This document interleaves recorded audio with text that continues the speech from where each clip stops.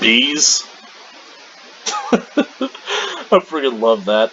My brother-in-law, well, my future brother-in-law, he's my sister's fiance. My other sister and her man, they're already married. So I have another sister, and they're already engaged. Yeah, they got engaged earlier this year, so he's gonna be my brother-in-law. So basically, every single time we get together for like a family meeting or whatnot, we play Cards Against Humanity, and he has to comment that his favorite card is always the one that just asks bees, like just with a question mark, bees.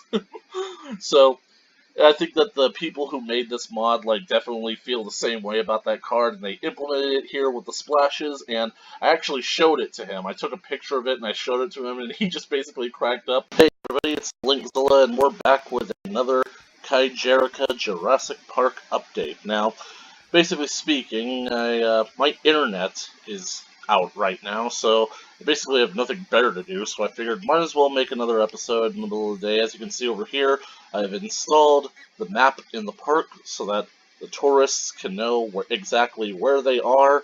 Granted, I don't think that was all that big a problem, considering that this park is relatively compact. I mean, compared to the actual island on the Isla Nublar map, this is fairly reasonable. But anyways, basically I decided to do this instead of like ordering books for my other class online, because I did order all my books like the first week of class, but unfortunately they weren't able to give me the version of the books that were my preferred ones, so they, instead of contacting me about it, they instead canceled my order. So yeah, I couldn't get my books because the bookstore decided to cancel my order. Assholes.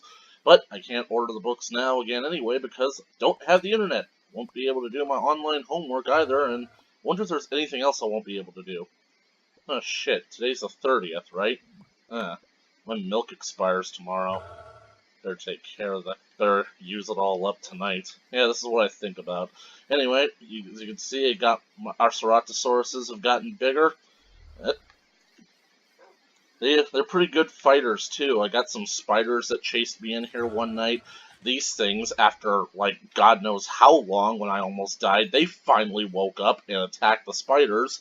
And I know that I could easily just blast away a spider with a single swing of my weapons here, but I only really did that because I want to see the animals fighting. I want to see them fighting for me. I want to test their loyalty. Anyways, here we are in the Stegosaurus Pen, and you'll begin to see, like, the experiments I'm planning to do. You know how I noticed that whenever the dinosaurs go up here on the top of, like, this platform, they tend to stay here? I'm starting to think that ultimately they're glitching through the wall, and ultimately because I think they're getting stuck. They're not moving around the pen, they're not eating, so as you can see here, I have completely removed the slanting in. I've removed the slants that used to be here. I still have at least one step of elevation here to add more variety.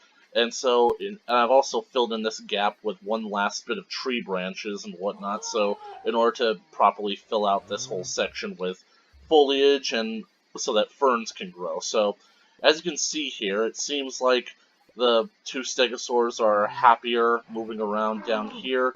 Have my lead. I am noticing that they're remembering to eat more. Yeah, I have to remind my dinosaurs to eat. What is next? Do I have to remind them to breathe? So I'm probably going to end up taking down all of these extra platforms, and maybe I'll add some more platforms, like in the center, to make it so that the dinosaurs will still be easier to see. But I also need to worry about like what I'm going to do with the doors, because the doors still need a slope in order to get in here. So maybe if I fill out this area with flat land instead of just it being uphill incline. So as you can see here, got our female stegosaur. Her name is Stella.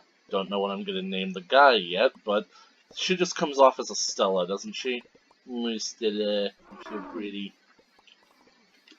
Can't wait to see them fully grown. And so, for those of you who are wondering what I'm going to do with this video, well, the main attraction of this video is we're finally going to hatch our Allosauruses, and, no, wait, shit, I basically finally remembered Nessie. She's so easy to forget. I'm sorry, Nessie, but... anyways, I guess the main attraction is going to have to wait, because we're going to focus on... we're going to have to build that enclosure out in the water for Nessie to exist in, so that we can move her in there. But right now, what we're going to focus on is, we're going to go all around Jurassic Park, and I'm going to read you the Dino Pedia descriptions of each animal. And so, let's check the ages here. They're about 30 points of health low. I'm worried about that. Let's see. This one's a female. She's 18, so 2 more days, and she'll be fully grown. Let's see what Dino Pedia has to say. Brachiosaurus, the arm lizard, is recognized as a marvel of the prehistoric world because of the amazing heights the mysterious dinosaurs reached during their long reign on Earth. With a maximum height of 70 meters and a length of 26 meters, the Brachiosaurus loomed over other dinosaurs of its time. Like most sauropods, its size acted as a safeguard against the appetites of contemporary predators like Allosaurus. Only young, old, and sick brachiosaurs were susceptible to attack. Unlike many other sauropods, the neck of the Brachiosaurus was straight and upward facing due to the incline of its back. This gave its height, which allowed it to browse the highest foliage, something other herbivores couldn't take advantage of. As a rare Jurassic sauropod in North America's Morrison Formation, Brachiosaurus enjoyed... I can't read that because the little recording icon is in the way. Along with other sauropods and famous creatures like the Stegosaurus, it roamed across North America and perhaps Africa in semi-arid environments with much vegetation to sustain its massive body.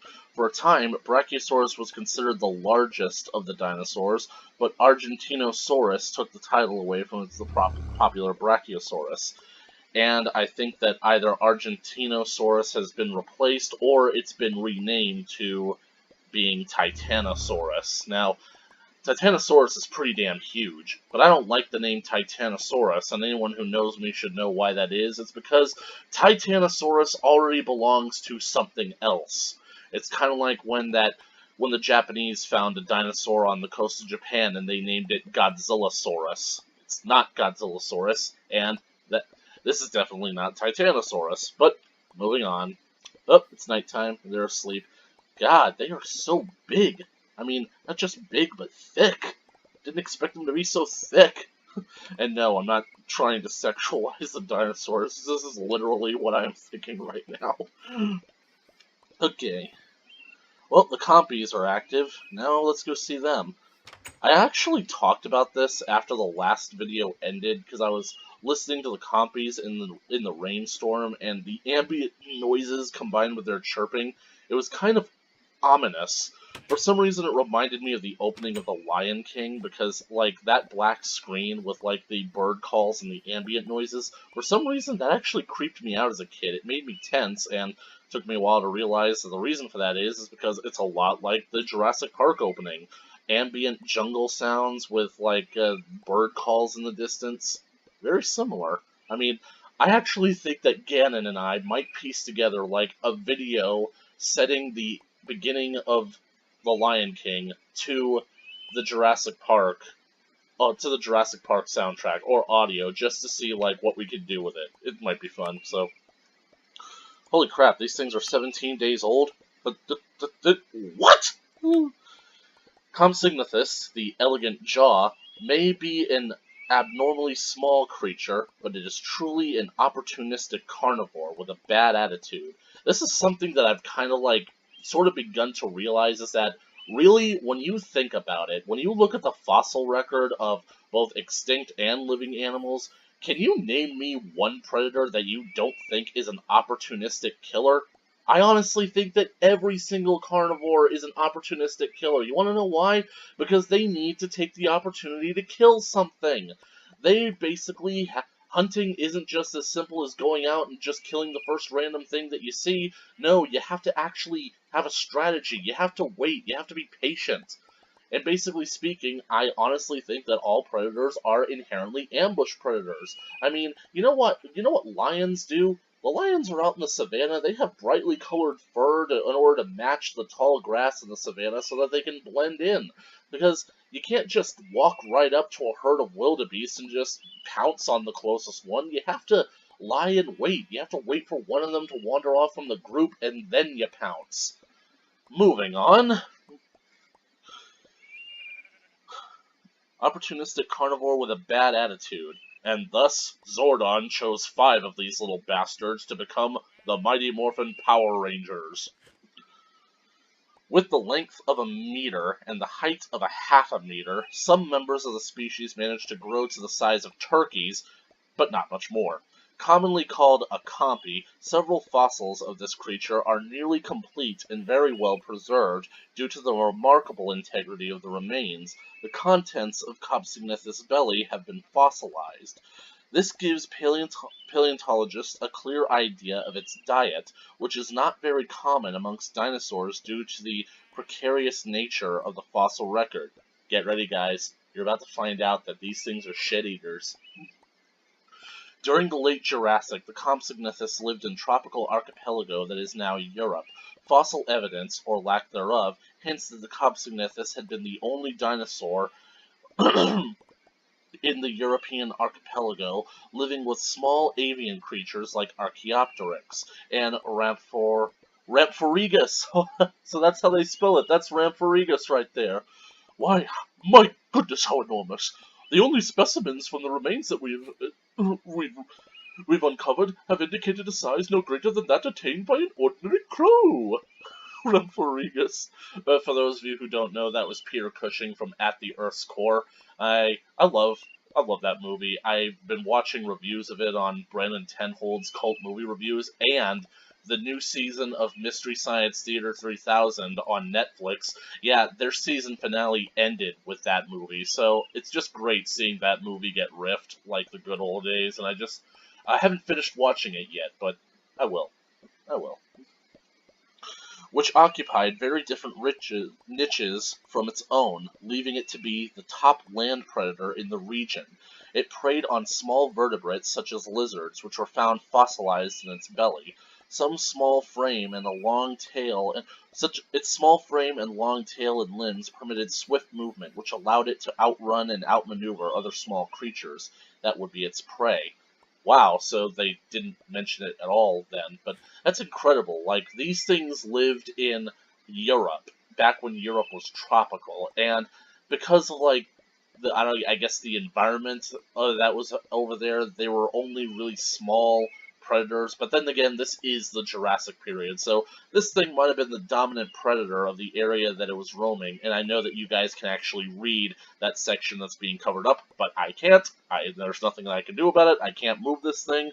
I can't move it around. Oh, fuck it! I can move it! That son of a bitch! I really hope that doesn't affect YouTube advertiser-friendly content monetization. May have been the only dinosaur on the European archipelago, so whatever. And also, another thing that I think that they should have mentioned is that the first fossils of these creatures were found by, I think, a guy named Franz Bavaria in 1913. So, basically, 4 years ago was the 100th anniversary of this dinosaur's discovery. And where'd the little bastard go? Anyway, I'm pretty sure that these things are fully grown based on the amount of eggs that they're laying, so tell me what you guys think in the comment section about the feathers. I mean, I'd never really imagined compies having black feathers. They're kind of cool, like how the Deinonychus have feathers, but I think I'm just used to the Jurassic Park interpretation of compies, so I honestly think that I might turn off the feathers. Let me know what you guys think, if you ever watch this, that is. Close sesame. Alright, let's see. Basically, I would like to keep this in alphabetical order, but I'm actually going to go by order of what I think is to be the more interesting. So, let's go to Dilophosaurus. Dilophosaurus? One of the earliest carnivores, we now know Dilophosaurus is actually poisonous. Not. Although that's interesting, the whole poisonous dinosaur debate, that certain dinosaur fossils have been recently uncovered that basically their jaws and their teeth kind of have the, the syringe-like hollowed-out quality that snake fangs have, like the snakes that bite and inject their venom into their victims. Some dinosaurs have very similar jaws to that, so it's lending credence to the idea that certain dinosaurs might have actually been venomous. So, we'll just have to wait and see. Of course, I don't know the validity of the article that I wrote, I just thought it was interesting. So, if I'm wrong, I'm wrong. And I will accept that I'm wrong, so don't kill me. That's what I'm afraid of. I'm not afraid of being wrong, I'm being afraid of being killed for being wrong. I think that that's something that people should actually, a fear that certain other people should actually have. Dilophosaurus, the two-crested lizard, is a dinosaur made famous by the movie Jurassic Park's fictitious size, frill, and poison spit.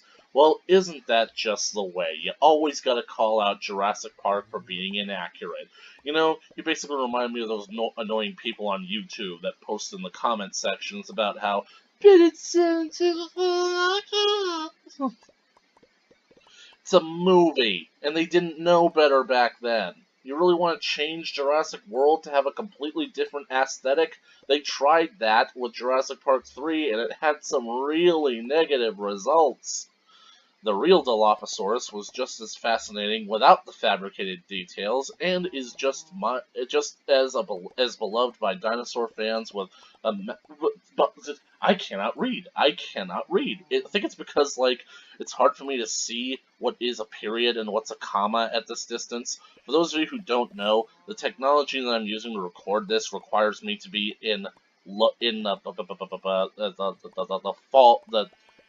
I can't be at full screen. I have to have the window kind of at its minimum setting for me to actually record. So I'm used to being at full screen, and I cannot read from this distance. So fabricated details, and is just as beloved by dinosaur fans. With a maximum length of about 6 meters long and a height of almost 2 meters tall, the Dilophosaurus was about the same height as an adult human. Though relatively small, it grew rapidly with age, and by the time it was an adult, it could feed upon many small dinosaurs. Several Dilophosaur fossils preserving deformities such as injuries and tumors have been found, which gives us insight into the stressful environments and ailments that these creatures lived with. You see, all those conspiracy nuts out there, cancer existed in the Jurassic period. It wasn't created by the government as a conspiracy to kill people, because roaming North America during the early Jurassic period, Dilophosaurus enjoyed arid environments that few creatures lived in. As one of the largest carnivores of the time, the Dilophosaurus asserted itself in the food chain. To satiate its appetite, the Dilophosaurus likely fed on small armored herbivores, or heterodontosaurids. It might have also fed upon aquatic life, as evidenced by swim track trace fossils. Its famous head crests were used for display in order to attract a suitable mate, and they likely doubled as a form of identification between Dilophosaurs. Oh! Too close for comfort there. Yeah, when you guys get your mouths that close to my face. But, you following me? Don't follow me, man. I will mess you up. With this bone, this is what I use to command you, but it's also what I use to end you. You, sit. Good boy. Now stand. Now come. A little late, a little slow, aren't you? Good boy. Now go bugger off. I can end you. End.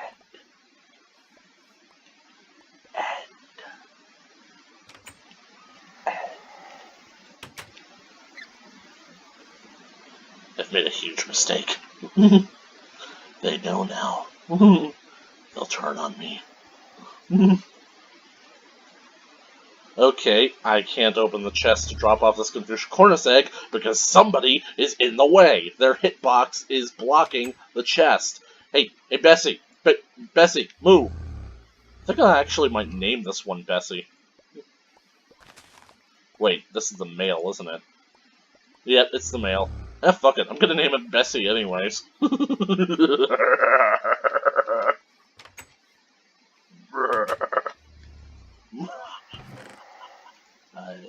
am an insane man. Alright, let's move on to everybody's favorite passive herbivore, Brachiosaurus. A carnivore that I bet very few people outside of dinosaur buffs have even heard of. Let's do the female. Alrighty, 16 years old, okay. Brachiosaurus, the tree lizard, was a speedy little creature from the late Jurassic that fans find endearing because of its adorable looks. See? It's cute! With a maximum strength of about 4 meters and a height of 2 meters, Brachiosaurus was on the smaller side during the time of Titans. These small creatures required a well-built body to remain away from the wide maws of the predators. Its strong legs made it a swift runner, and its stiff tail served as an effective counterbalance that allowed it to be incredibly agile. You see, paleontologists like John Horner, this is why dinosaurs have long and stiff tails, to counterbalance the weight so that they can run quickly. You'll find out in this series that I have major beefs with John Horner.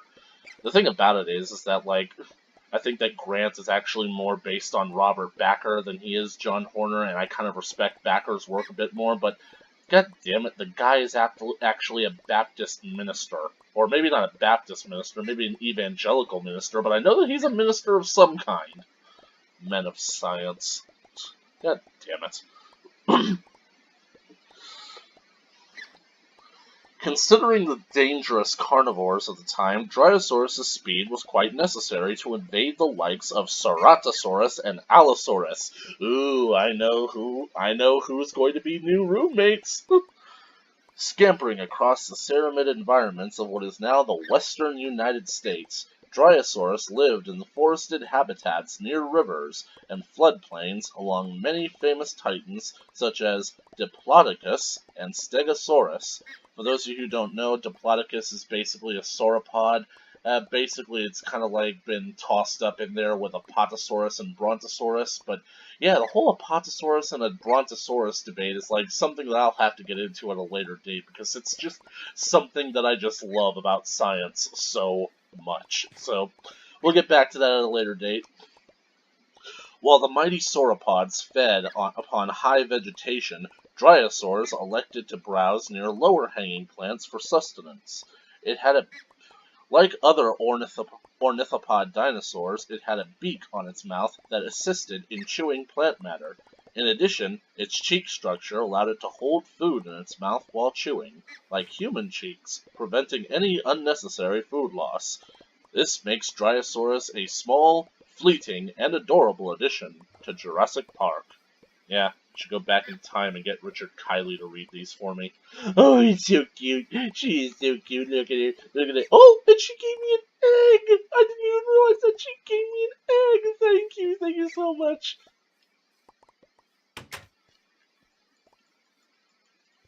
Such well-behaved little dinosaurs. Dispose of this. Hey, you guys got anything for me yet? I should have probably closed the door, but I'm going to try to get in and out. It almost makes me think that I should turn back on the breeding again to see if, like, basically, I will definitely know if there had been an egg in there. Alrighty, Stegosaurus is next. Wow! Oh, they've changed colors! I bet this one's the... Oh, Stella! They're darker colored! Didn't I see that one coming?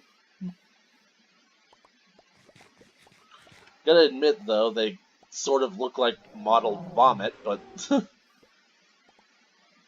You got spikes! You got the spikes in your tail and your back! Stella! Alright, the Stegosaurus, the roofed lizard. Roofed? is the most famous member of the Stegosauridae family, see, I told you, which is known for its unique body armor consisting of plates and spines. Stegosaurus is also the largest in its family at almost 9 meters long and 4 meters tall. Originally depicted with its plates laying flat on its back like roof tiles, the famous plates of the Stegosaurus stood up on its back in 2 offset rows. The purpose of these plates is still debated, but they were likely for sexual display, thermoregulation, or intimidation. Actually, they were used for all 3, and that's not really in debate anymore. The spikes on its tail are known as thagomizers, a name popularized by Gary Larson's Far Side comic. As its main source of defense, the tail could be swung with great force at foes, goring them with sharp spikes. Living alongside Allosaurus in the late Jurassic United States and Portugal, Stegosaurus had a good reason to have such a strong defense system. It was one of Allosaurus's main food sources, so fighting back against the mighty predator was a necessity. It was successful, too. One Allosaurus fossil contains a puncture that would almost certainly come from a thagomizer. When it wasn't protecting itself, Stegosaurus traveled in herds eating low-level plants like mosses or fruit. Rearing on its hind legs, it would reach heights of up to 6 meters. Wow, I didn't think that such a rigid skeletal frame like this would allow them to get up on their hind legs, but I guess, that could work. Checking out Stegosaur booty back here. Yep, Stegosaurus is definitely one of the more popular ones, and most well-known of the Stegosauridae, so something else that I kind of want to talk about is that I feel like Jurassic Park is this generation's first encounter with dinosaurs, and it definitely was for me, but one other movie that I remember a lot from my childhood that involved dinosaurs was Fantasia. Everybody remembers Fantasia. My favorite part of that movie was the Rites of Spring segment, purely because of the dinosaurs. It took me so long to figure out why the movie didn't have a plot, because, well, the movie was just a compilation of different animations set to music. There was no plot involved other than, like, the immediate segments, but the segments were still enjoyable, so... And, of course, the Stegosaurus, that outdated depiction of dinosaurs in that age, with them being slow and sluggish and not really all that bird-like, despite the fact that they had Archaeopteryx on display. Basically, the Stegosaurus looked so bulky and so lumbering and so slow to move that you couldn't imagine that an animal like this would ever actually be able to survive in the wild. So, when the T-Rex does attack, and most people say it's an Allosaurus because they want this movie to be scientifically accurate, but it's not. You had Triceratops in there a few seconds ago, and that thing is much too large to have been an Allosaurus. It was a Tyrannosaurus, damn it. So, basically speaking, once the Tyrannosaurus attacks and you see that the Stegosaurus is trying to get away, but it's too slow, you just immediately feel sorry for the big dopey bastard, because, basically speaking, it just feels so helpless, but at least it does get a chance to fight back. It does swing its tail, get the Rex off of it, but unfortunately, it stays on the defensive. A reactionary defense instead of trying to ward the Rex away, basically giving a message that you can't mess with me. So basically you can see it in like the second half of their fight. The Rex actually looks at the spiked tail and then just gets right in the Stegosaurus face, and the Stegosaurus backs down because the Rex knew that the Stegosaurus was hesitating. It wasn't going to attack unless it was being provoked, which meant that it wasn't prepared to kill, but the Rex was. And the Rex took advantage of that. The Stegosaurus was only going to defend if the Rex kept attacking. It wasn't going to go on the offense to try and beat the Rex, kill it, or scare it away, or drive it away. So that's just one of the things that's just kind of scary about that kind of world. But makes you feel sorry for nature, but nature is cold and indifferent, and it doesn't give a shit. Go watch TV. That's one of my favorite lines from Rick and Morty. Nobody exists for a reason. Everyone's gonna die. Come watch TV.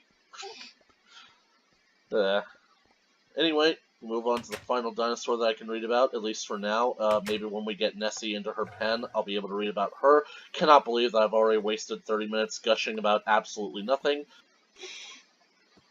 Ceratosaurus, the horned lizard, was not a creature of size, as shown by its length of about 6 meters and height of 4 meters. This is the part where Kevin Sorbo from the Hercules TV series, when he's playing the Sovereign, this is the part where he says, "Disappointed!" But it's compensated with its size with ferocity, because that's really all you can do. You compensate it with ferocity. It's like that episode of Seinfeld where Elaine becomes the president of the J. Peterman catalog, and Kramer takes a karate class with other children. It's not the size of the opponent, it's the ferocity. Unlike other theropods, Ceratosaurus possessed an abnormally large skull in proportion to its body. Its nasal horn and brow crest likely functioned as mechanisms to attract mates, and it probably dueled with competing males over a female. Because that's the way you do. Basically, nowadays, mammals measure the size of their dicks, dinosaurs measured the size of their horns, and sometimes the colors on their throats. Anybody who knows that inside joke, good for you. Anybody who doesn't, well, just look up Dinosaur Planet. I'm sure you'll find something. For protection, Ceratosaurus featured small osteoderms that peppered its back. You see, you pepper it. You don't sprinkle it, you pepper it. Acting as a dermal armor. Since its discovery during the Bone Wars of Edward Drinker Cope, that's just mean, and Othniel Charles Marsh, a wide range of Ceratosaurus growth stages have been fossilized, cementing it as one of the dinosaurs with the more complete record of its life stages. Roaming the lands of North America and present-day Portugal from the, let's see, is that a K? Chimerigidan? Wait, Chimerigidan.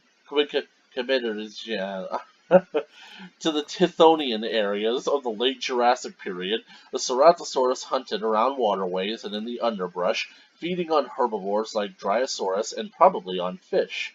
This stands in contrast to the hunting patterns of the larger contemporary carnivores like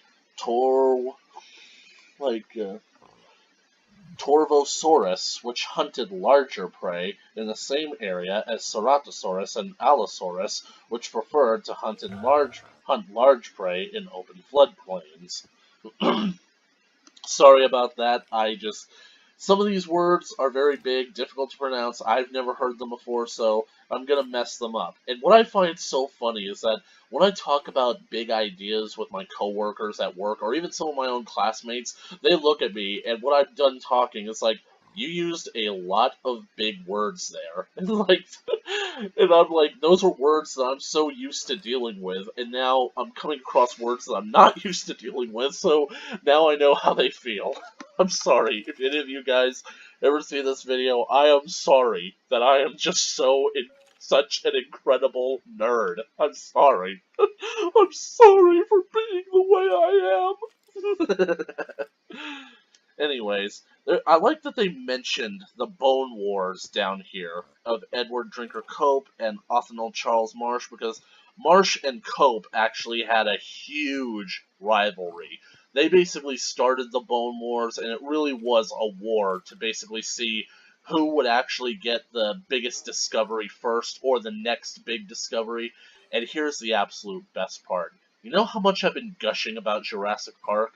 Jurassic Park wouldn't have been possible without the brilliant research and dedication conducted by one single man, author Michael Crichton, the guy who didn't know much about dinosaurs before he got interested in this field and decided to share his interest with dinosaurs to the entire world, and basically created a phenomena. The Jurassic Renaissance of the late 20th century. It wasn't exactly caused by Crichton. he was more or less a symptom of the of the dinosaur renaissance, but he definitely fanned the flames to the point where he sort of sensationalized it. And it is a great tragedy, in my opinion, that Michael Crichton died back in 2008 when I was basically starting high school. And to me, it is a point of personal failure that I'm never going to meet him in my life. I mean, I find it kind of sad that both him and George Carlin died the same year. These are two men that had a great influence on my life, and they died the exact same year, and I'm never going to meet either one of them. But here's the weird thing about Crichton is that the guy worked hard, and in the waning years of his life, he actually had a lot of books, like a lot of treatments for books, and a lot of ideas that he started on, basically working. He had them, kind of had an idea that he was working with. He had a lot of things typed up, and some of it he left unfinished. Now, here's where it gets kind of weird. It's kind of weird based on your perspective. I think it's both weird and cool at the same time, and we'll get to why that is in a minute, but the people who are running Michael Crichton's estate, that basically kind of have their hands on his treatments and materials of uncompleted works, they've actually begun to take them and complete them and get them published. Like, when I first found out about this in high school, one of the books that he was working on at the time of his death was a book called Micro, and basically, he never finished it, but the guys who basically, his publishing firm, the people that he was working with, they took what was left of the book, they finished it themselves, and they had it published in his honor, and they basically put that Latin phrase, numquam obliscavir Michael Crichtonus, basically saying, we will never forget Michael Crichton. And that was kind of a nice little tribute, and they're still doing that. They're still taking books that he never finished, and they're publishing them. They're finishing them and publishing them. Now, I think that that's kind of cool, because it's like Michael Crichton is posthumously still publishing books from beyond the grave. But I also think that it's somewhat wrong, because it almost comes off like they're still exploiting this person, this great cash cow that they had, long after he's dead. It's kind of the debate about whether or not it's right to use holograms of former celebrities in order to still have concerts with them, and it's a pretty sensitive issue, but recently, in this past year, they've published another one of Michael's books that he was writing. It's called Dragon Teeth. Dragon Teeth is actually a sort of dramatized, creative nonfiction story. It follows a fictional protagonist who is basically a college student, a paleontological college student, who is experiencing the Bone Wars. It's all about him during the Bone Wars, and he's basically following and documenting the intense rivalry between Cope and Marsh, and how their struggle to pretty much get the next big dinosaur discovery kind of got out of hand. I haven't read the book myself, but I'm very interested in it, and here's why. Not just because it's written by Michael Crichton, so you know it's going to be guaranteed brilliant, but also the fact that it's once again about dinosaurs, and you know Michael Crichton and dinosaurs, you can't just basically expect to take this all that lightly. Especially because, he's going to be adding his own version of history to his own little amendments to history and whatnot, kind of like he did with Jurassic Park, and I've seen the cover of what the book looks like, Dragon Teeth. It focuses on a set of jaws, and the teeth in the jaws are all red-colored, but if you take a step back, you realize that those jaws are very familiar looking. They're actually just a close-up, enhanced, kind of blown-up image of the classic Jurassic Park logo with the T-Rex skeleton. It's just focusing on the teeth of that T-Rex skeleton. So, I feel like if I were to read the Dragon Teeth novel, we would have several references to Jurassic Park, basically making Dragon Teeth the surreptitious, long-awaited spiritual prequel to the Jurassic Park series, because this is when dinosaurs were first still being discovered. This is when the excitement of paleontology came in full swing, and This is basically when interest in paleontology basically started to hit the popular media. So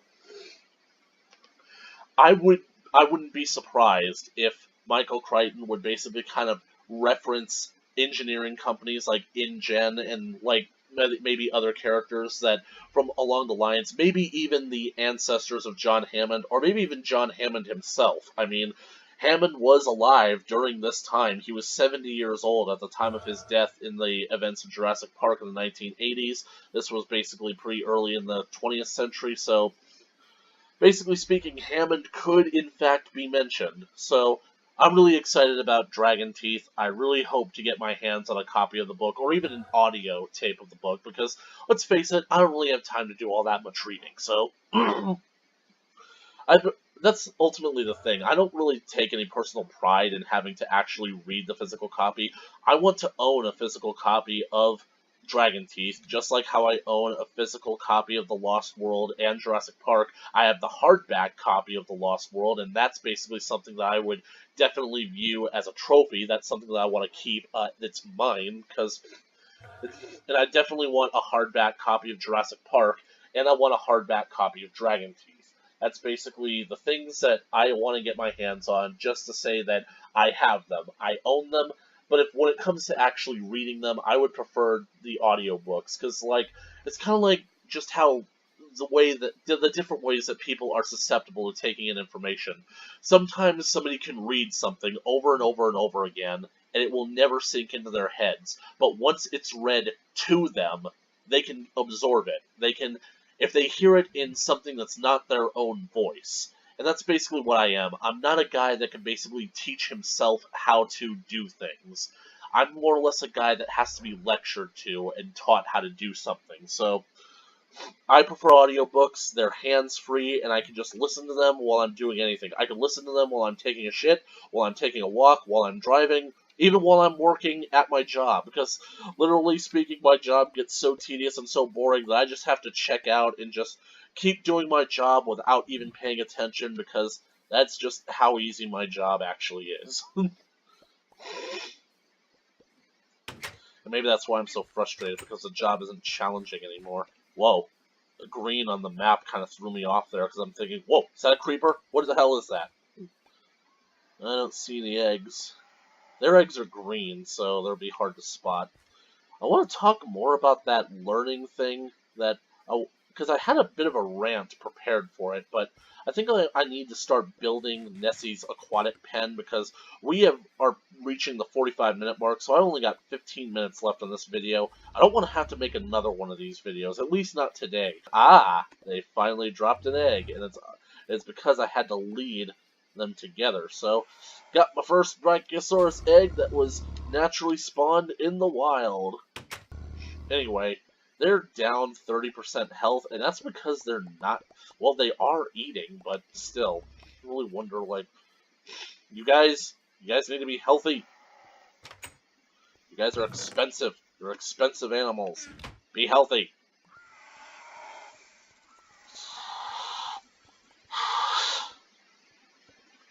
You. I'm going to get you two together, and you guys are going to make me a little bird egg. Okay, so they're playing with the bubbles. I honestly think it's because maybe one of them isn't happy. They both have to kind of be happy to get in the mood, but that's the thing about sex. The sex is what makes you happy. Well, the male is in a good mood, which is odd. I thought he was the one that was supposed to be in the bad mood, so let's check. And the female is in a good mood, so I don't get it. Why the hell aren't you guys in the mood? I know that you've produced at least 2 eggs. Well, I see that the dinosaurs have complied, or was that just the bubbles? Nope, they have actually complied. You see, when I ask these guys, they basically reproduce on demand. Where the hell are you guys on that? Dilophosaurus. Well, I guess I have to worry about these bastards spreading too far and wide in Jurassic Park then. Unbelievable. You guys are literally outmatched by a factor of, like, 4 to 1. Sleeping while standing up again, huh? Time to start working on Nessie's pen. And I have absolutely no idea what I want Nessie's pen to be like. I don't know if I want it to be kind of like a cage. I don't know if I want it to be transparent, made out of glass, so that basically, I don't know, she can try in vain to get through the glass and join the open river system. Never able to do it, but... And the best thing about this is that it basically gives me an excuse to use a whole lot of coal.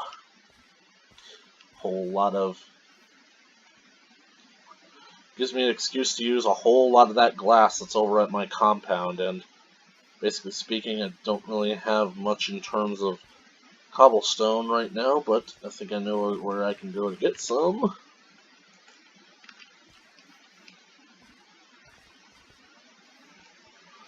And basically this video has like, what, 10 minutes left before I reach my limit, so I don't know if it's worth going on or not, because I'm clearly not going to be able to get this done. So I'm just going to make a whole bunch of cobblestone real quick, because I got plenty of useless stone that I don't need.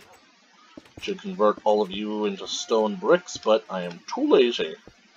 Too lazy. Yep, I named my pickaxe Mjolnir. Get over it.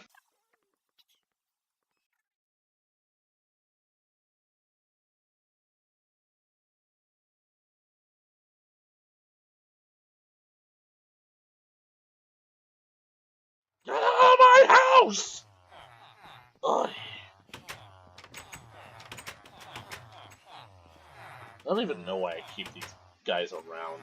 Like, this is like before trading got like the serious updated that it needed, and basically these guys are pretty much useless to me as at this current state.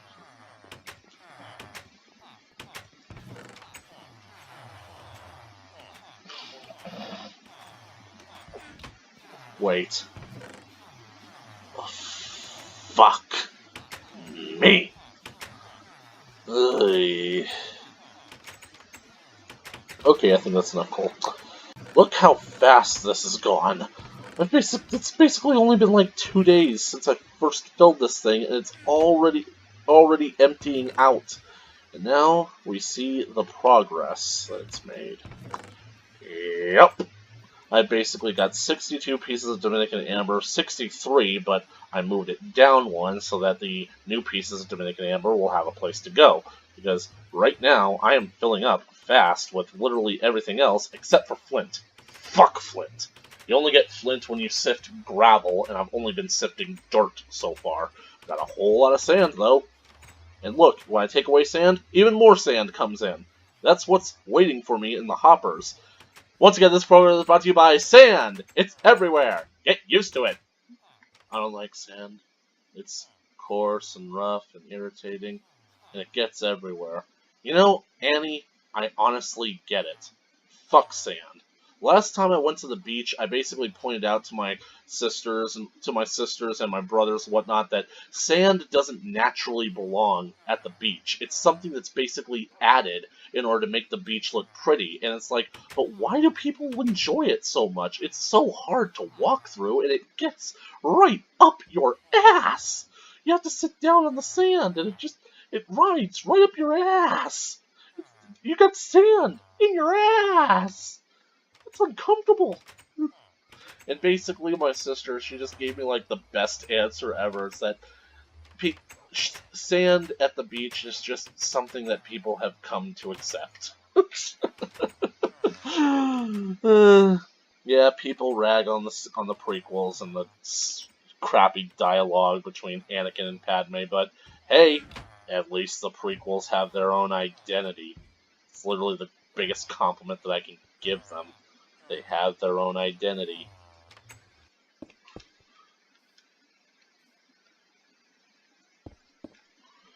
And I think that it's been a minute since I've watched those movies, and I don't think that they are necessarily bad in any way, so I think that I should watch them again. So, well, anyways, I'm closing in on the 57-minute mark, and basically right now I am just throwing sand and coal into a furnace to make glass, which I shouldn't be doing because I already have an excessive glass back at my compound, but I want to get rid of most of the sand that is gumming up the works back there at my sifter machine, so burn it.